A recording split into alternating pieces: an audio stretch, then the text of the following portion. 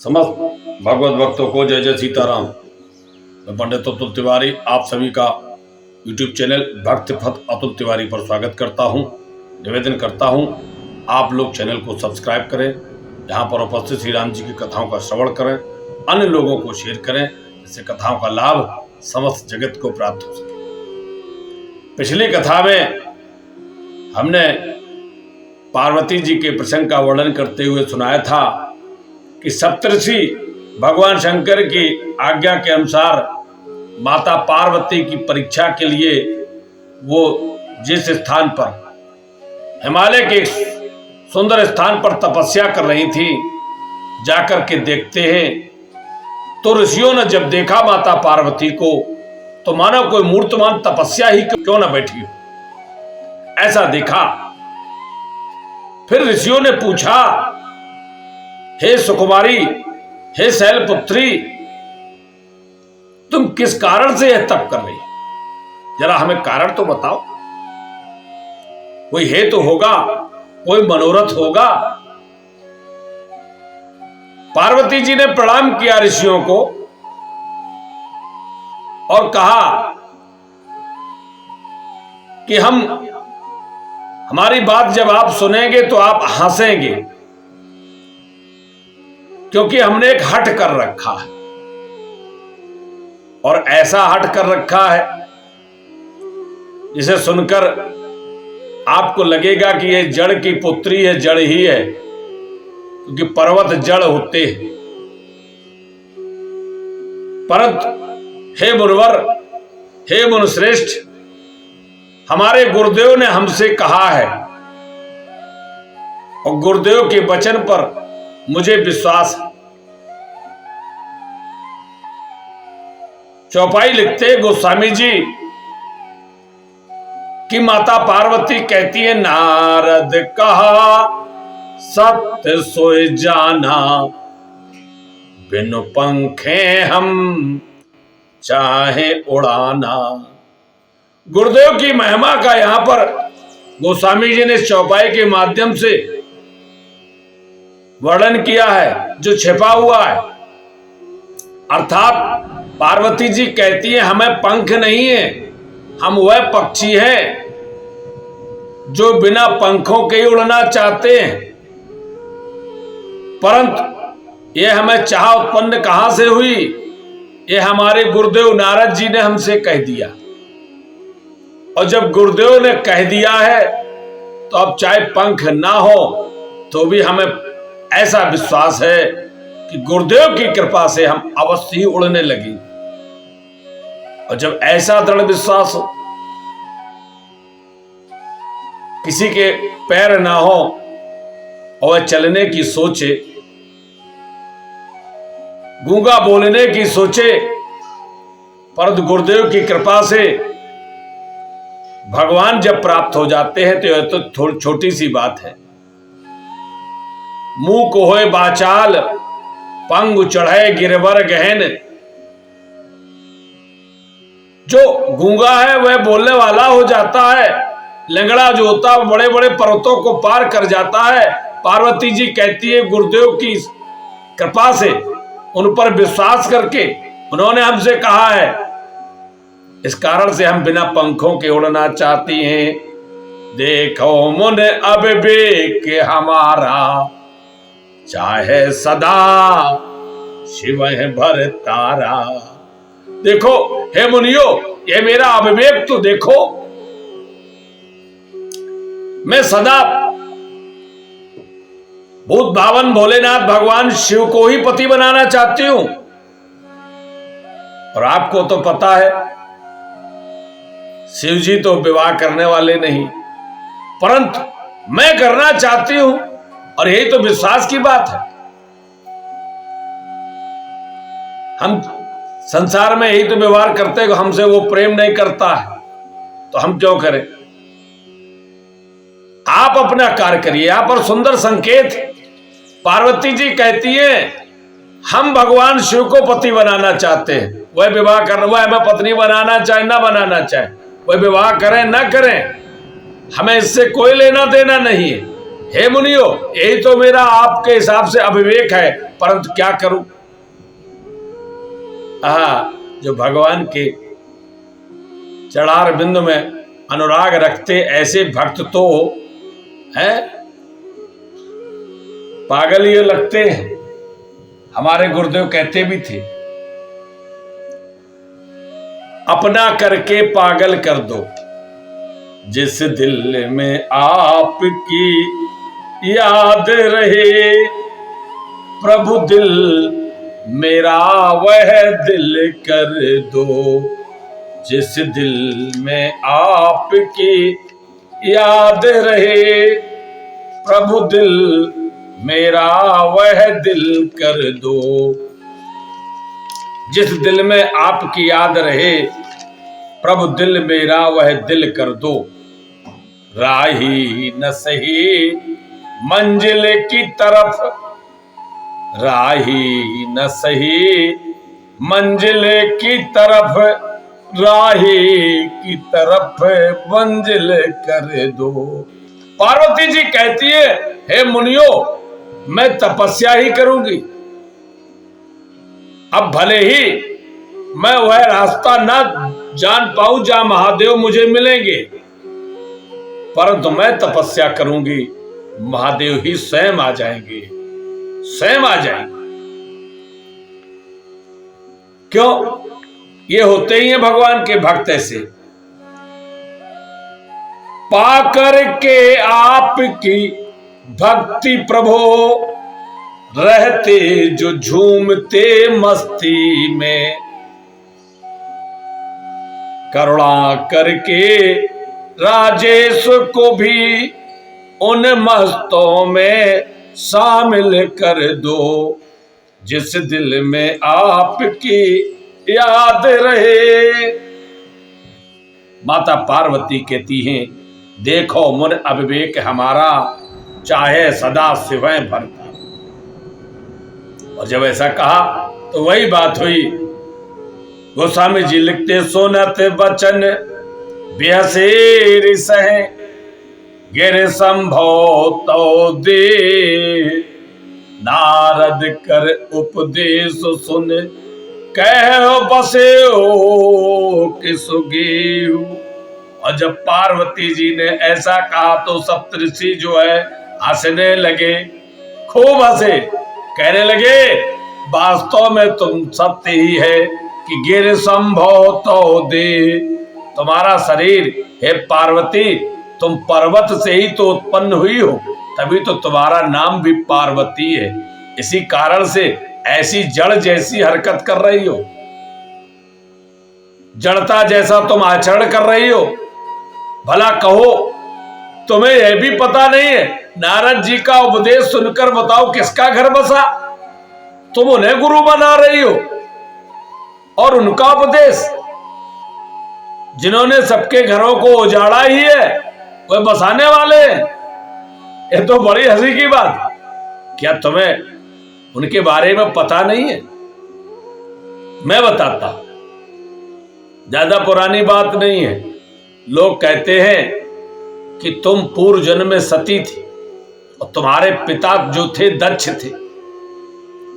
ऐसा कहा जाता है कि तुम पूर्व जन्म में है पार्वती दक्ष पुत्री सती थी, परंतु देखो तुम्हें यह भी बात नहीं पता है, पूर्व जन्म में तुम जिनकी पुत्री थी उनके पुत्रों को ही नारद जी ने घर नहीं बसाने दिया था।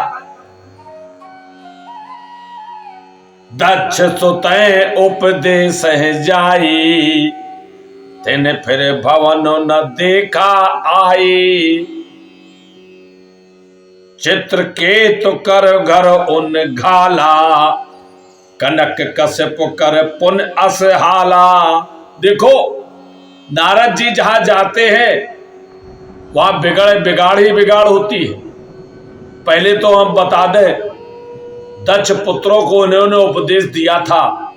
बड़ी सुंदर कथा है। ब्रह्मा जी ने जब सृष्टि की रचना की तो सभी से कहा, वशिष्ठ, पुलह, पुलस्त, क्रतु, ये भगवान ब्रह्मा के अत्रि, नारद, ये ब्रह्मा जी के मानस पुत्र हैं, इन्हीं में दक्ष भी है। तो सभी से कहा तो ये तो अधिकतर तो मुनि बन गए, तो सृष्टि रचना में अधिक सहयोग नहीं किया।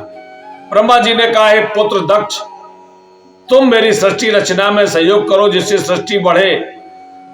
दक्ष प्रजापति ने कहा, पिताजी अवश्य।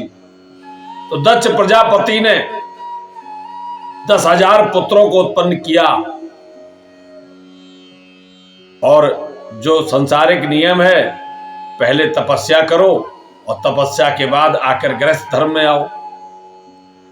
तो उन 10,000 पुत्र हुए तपस्या करने चले गए, और जब तपस्या करके तपस्या पूर्ण हुई, साधना की, अब गृहस्थ धर्म के लिए वापस आ रहे हैं।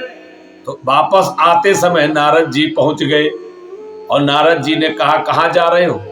कहने लगे, तपस्या पूर्ण हुई है, अब पिताजी के पास जाएंगे और गृहस्थ धर्म में प्रवेश करेंगे।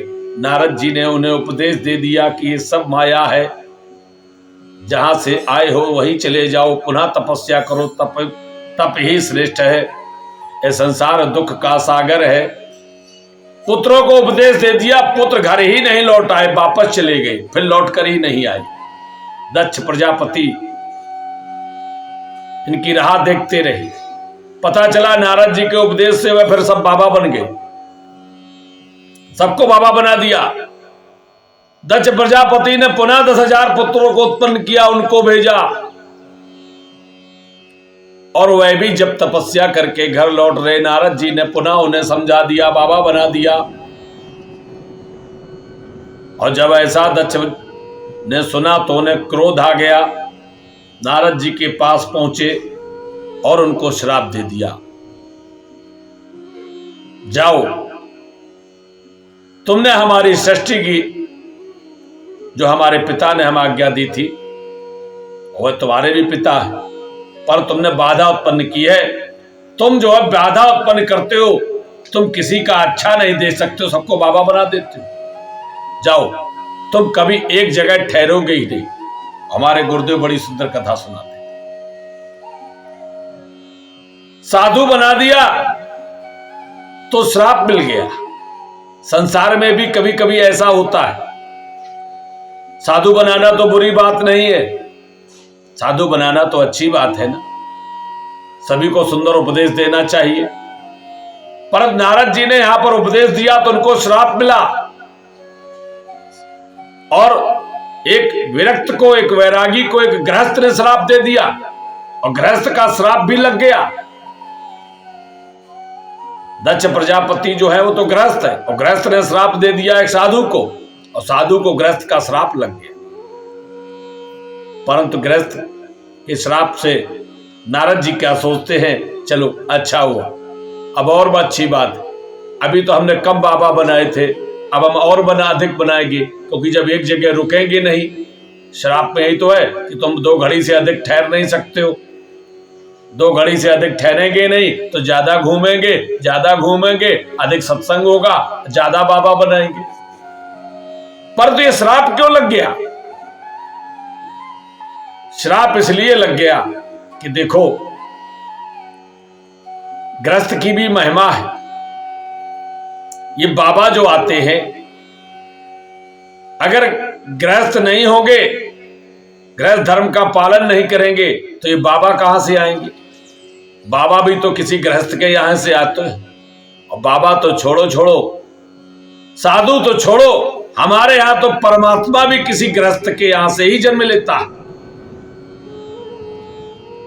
हमारे यहां तो परमात्मा भी आता है तो दशरथ जी, कौशल्या जी के यहां जो 2 गृहस्थ है, हमारे यहां परमात्मा भी वसुदेव देवकी के यहां जन्म लेता है। इसलिए गृहस्थ की महिमा है, गृहस्थ की महिमा कम नहीं है। तो यहां पर सप्तऋषि कहते हैं कि तुम नारद की बात मान रही हो। दक्ष सुतै उपदेश जाई, तेने फिर भवन न देखा आई। चित्रकेत के घर की बात पता है तुमको? कन्या कश्यप, हिरण्याकश्यप के यहाँ का पता है? हिरण्याकश्यप को कैसा समझाया पूरा चौपट कर दिया। हाँ, उनके घर में क्या किया था? उनके पुत्र को भी उपदेश दिया था, प्रहलाद को। फिर हाल क्या हुआ हिरण्यकश्यप का? और कंस के यहां क्या हुआ? कंस को क्या समझाया? तो नारद जी जहां जाते हैं वहां की स्थिति तुम्हें पता ही है। ये किसी के घर को बसने नहीं देते, जो बसा हुआ उसे उजाड़ देते हैं। तुम उन्हीं की बात मान रही हो। नारद सिख जे सुने नर नारी। पार्वती, नारद की बात जो सुनता है, जो मनुष्य या स्त्री पुरुष जो भी सुनता है, अवश्य होए तज भवन भिखारी। अवश्य वे घर को त्याग करके भिखारी बन जाते हैं। वे भिखारी बनाते हैं। देख लो, सबको बाबा बनाते हैं। और तुमको भी राजमहल छुड़वा दिया और तुमने उनकी बात मान ली। मन कपटी तद सज्जन चीन्हा, आप सरिस सबही कर सबही चह कीना। सप्तऋषि कहते पार्वती तुम जानती नहीं हो, तुम ना जिनको बड़ा अच्छा बता रही हो कि नारद कहा सब तो सो जाना, तुम जिनको बड़ा अच्छा जानती हो तुम अभी जानती नहीं हो। हम लोग बहुत पुराने हैं, तुम बालिका हो अभी।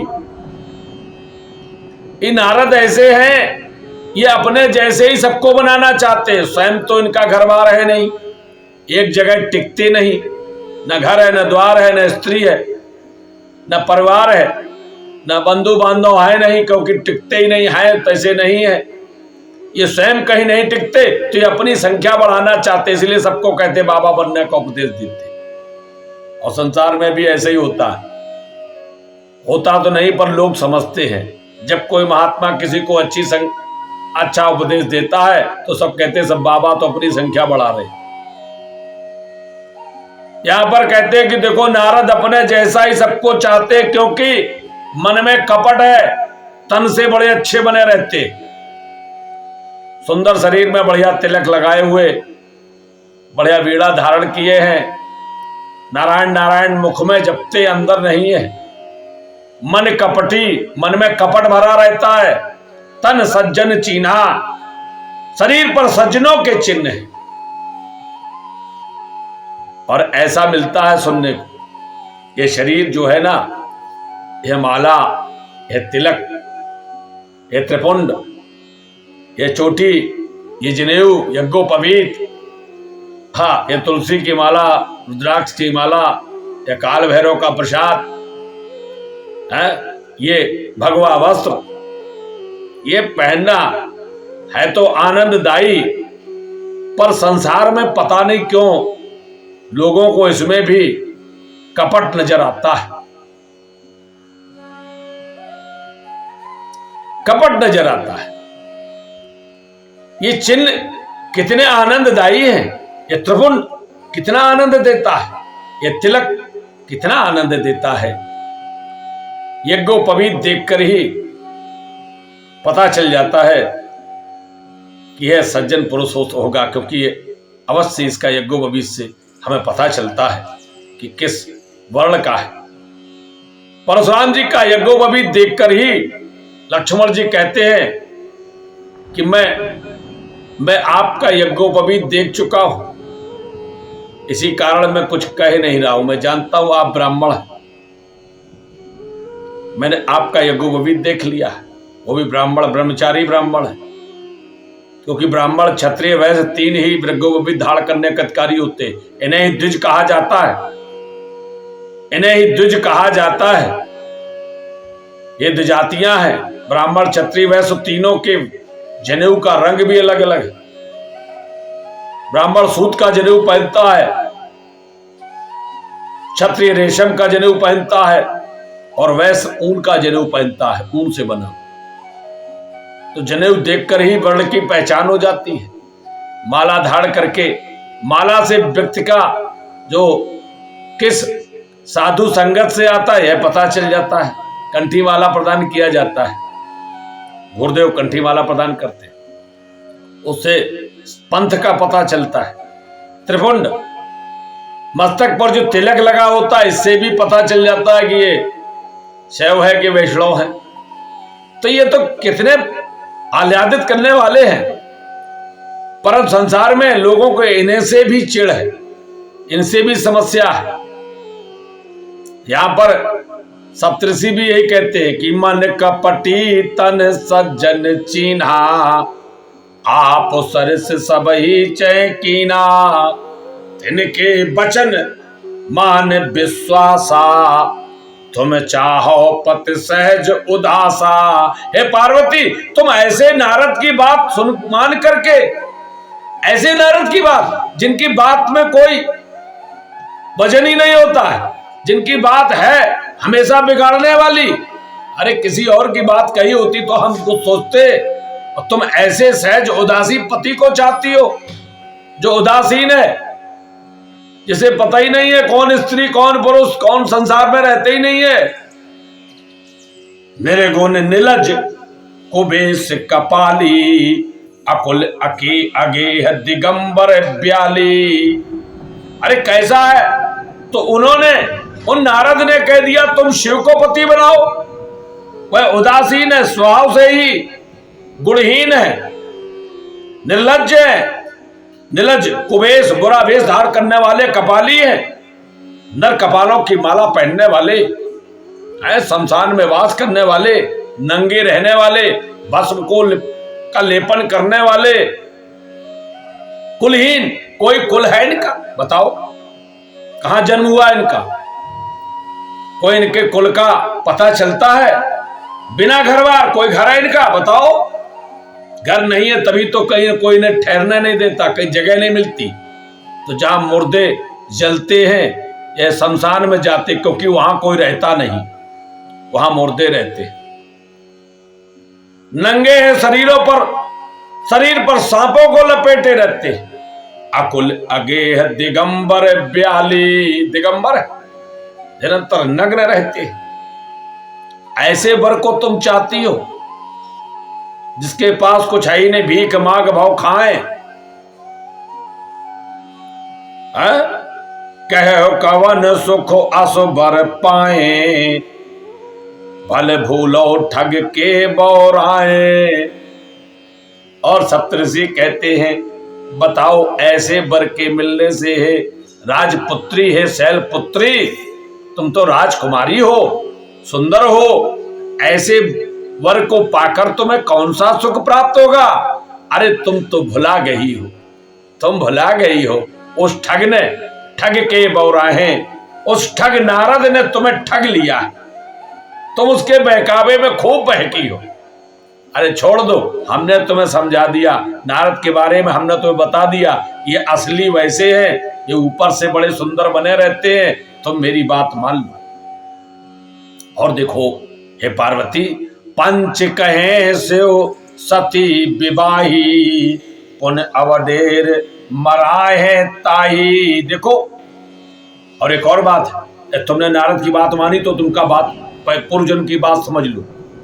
पूर्व जन्म में पंचों के कहने पर उनके पिता नहीं चाहते थे, पिता नहीं चाहते थे, दक्ष नहीं चाहते थे कि मेरी पुत्री सती का विवाह शिव के साथ हो, पर पंचों के कहने से सती ने शिव का वर्ण कर लिया था।